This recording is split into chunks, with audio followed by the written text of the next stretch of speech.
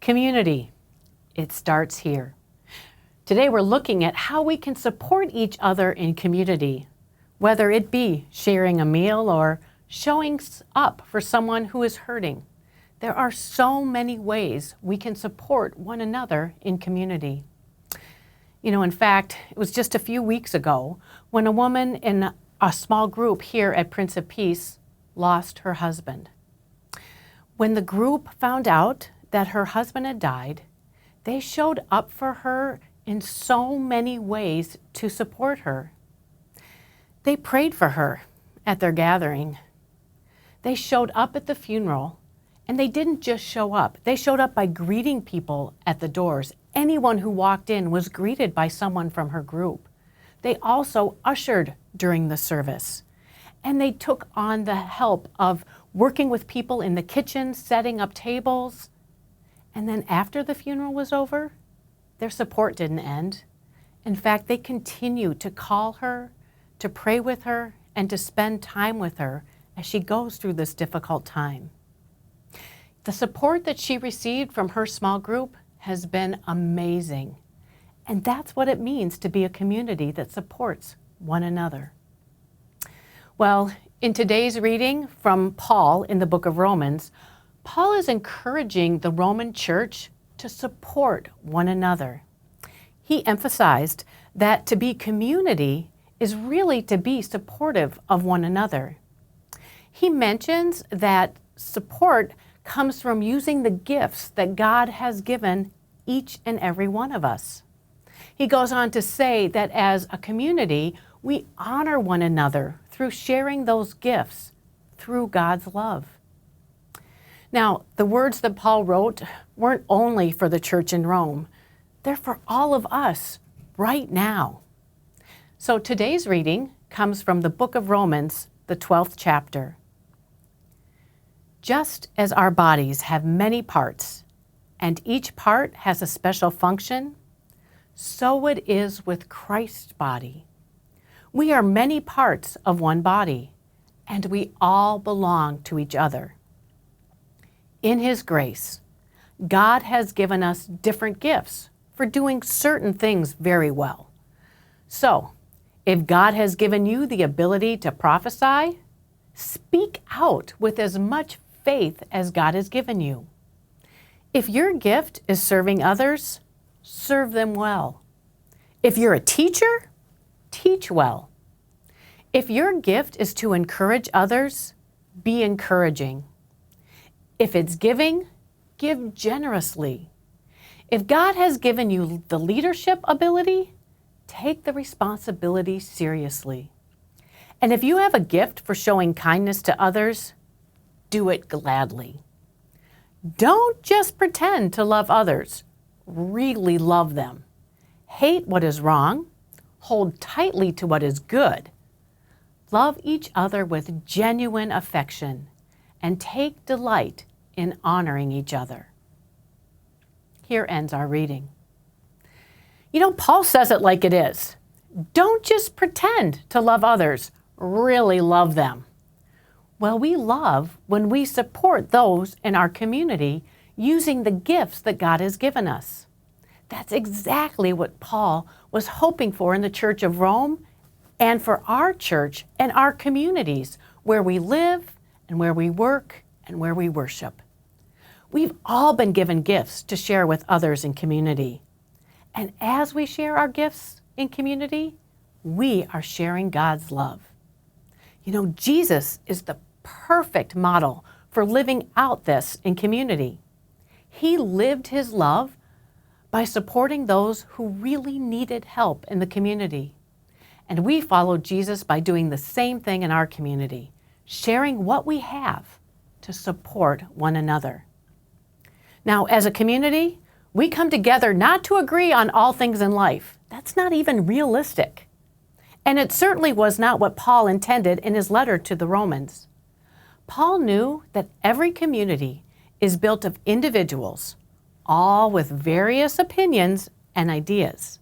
However, we are called to put aside our differences and use our God-given gifts to love one another, to support one another, as we go through life together.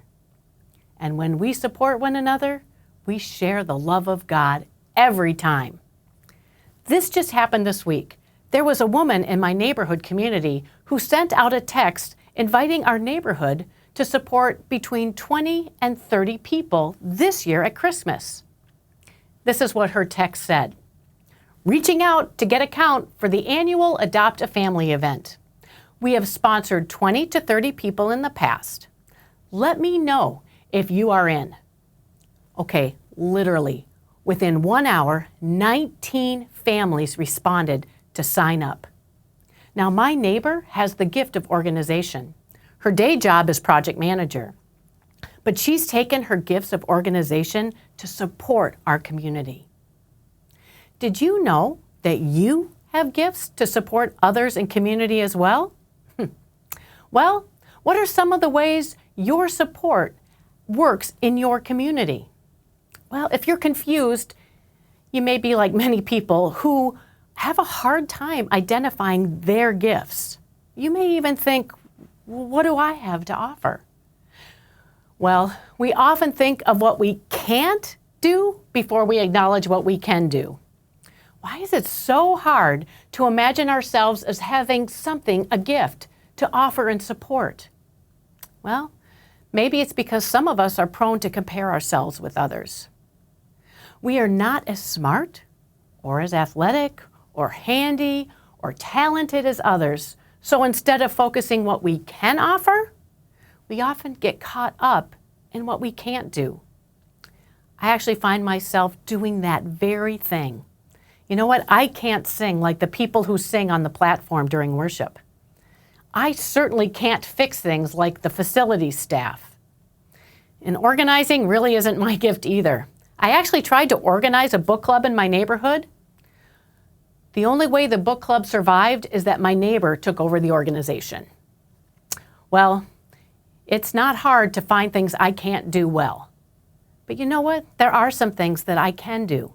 For instance, I can make an extra pan of lasagna and share it with a colleague's family while she is out sick. There are things that you can do, that you've been given gifts to do, to share in your community as well. See, your gifts come naturally to you. There are things that you do easily without much effort, things that you enjoy doing. Those are the gifts that God has given you to share with others. Well, you're encouraged to focus on what you can do. Each one of us has gifts to share. Paul lets us know that we all have something to offer our community. We are encouraged to discover our own gifts and use them. You are unique. There is no one like you. And God has called you to use your gifts to support those in your community, to be about the work of sharing God's love. Well, we all live together in community. In your community, no matter where it is, all people belong, all people matter, and you have a part to play in sharing God's love. God needs you. Your contribution is important. Think about it this way. You may not think your little toe matters much until you break it. Then you realize just how much you need it to walk. Well, Paul emphasized that every part of Christ's body matters. It impacts the whole body, just like you matter to the whole body of Christ. So sharing your gifts to support others does make a difference. Now, most of us are part of more than one community. Some of us are parts of churches, we have a neighborhood, we have work, we have school, we have family. We all are parts of communities in which we have a part to play. Knowing this, where do we start? First thing you can do, identify your passion. What are some of the things that you enjoy doing? If you were given a whole day to do anything you wanted, what would you do? What are some of the things that you have done that other people have noticed and told you you were really good at it? This is a great place to start to identify your God-given gifts. You see, your gifts come naturally to you. Quite often, you may not even recognize them as gifts because they come so easily to you. They're often something that we love to do or it's our passion. We often assume that everyone can do them just like we can, but that's not the case. What you love to do, what comes naturally to you, that is your gift. You know what? I have a friend who loves to draw. She's taken her passion, her gift, and uses it to teach others in small groups. She designs bulletins for her church and has some of her paintings on display at her local community center. Her full-time job? Well, she's an accountant. Her passion? Art. She loves sharing her gift, especially with children, encouraging them, each one of them, that they too can be an artist. Second thing we can do, and this is huge, identify the gifts you see in someone else. That's how we can be supportive. When we identify the gifts we see in another person, we're supporting them in a beautiful way. You know, one gentleman was really frustrated with his job. He sat at a desk most of the day and stared into his computer. It paid the bills, but that was about it. One thing he did enjoy doing was fixing things around the house. Whenever something broke, he found it challenging to try and fix it. He always enjoyed the challenge of working on things that were broken to see if he could actually get it somehow to work again.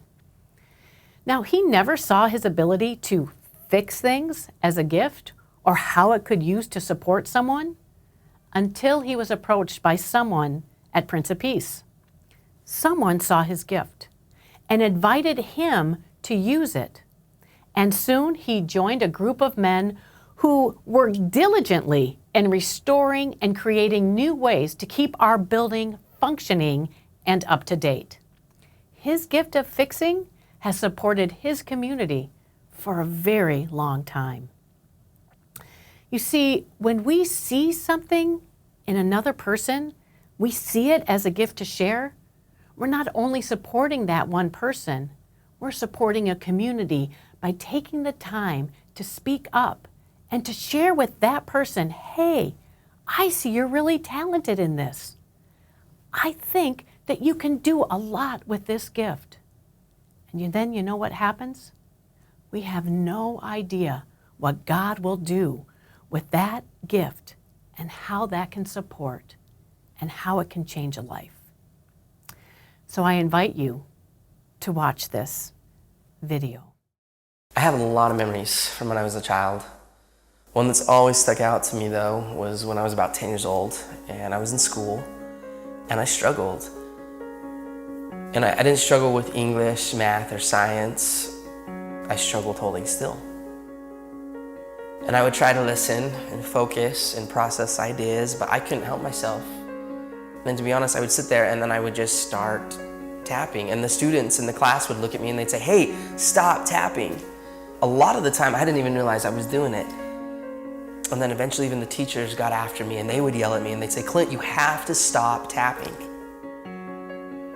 It got so bad that I got sent to the principal's office for tapping. And he said to me, okay, maybe when you go back to class, just try sitting on your hands. And so I did. I went back to class and when I felt myself starting to tap, I did this. I sat on my hands. And that worked for about 5 seconds. One time I was tapping in class and my teacher, Mr. Jensen, he looked at me and he yelled. And he said, Clint, stay after class. And I thought to myself, this is it. I am done. Now, I've always been the type of person that believes that a single moment in time can change a person's life. And this was one of those moments for me. And I will never forget it. And so I was sitting there with Mr. Jensen and an empty classroom. And he walked past me and he sat next to his desk and he said, Clint, come here. I want to talk to you. And as he looked me right in the eye, he said, Now, I need you to know something, you're not in trouble. But I do have just one question that I have to ask you.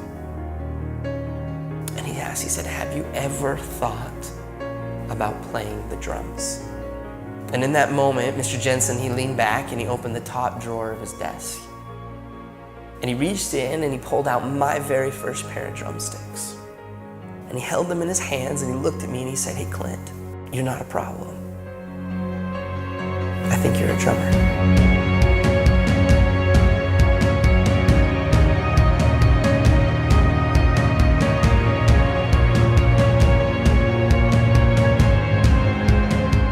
From that moment on, I've never put those sticks down.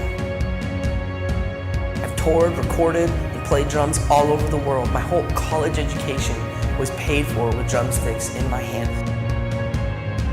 Just because of a single moment in time when somebody believed in me. And he saw something in me that I didn't even see within myself. And from that moment, I learned that there's a difference between being the best in the world and being the best for the world.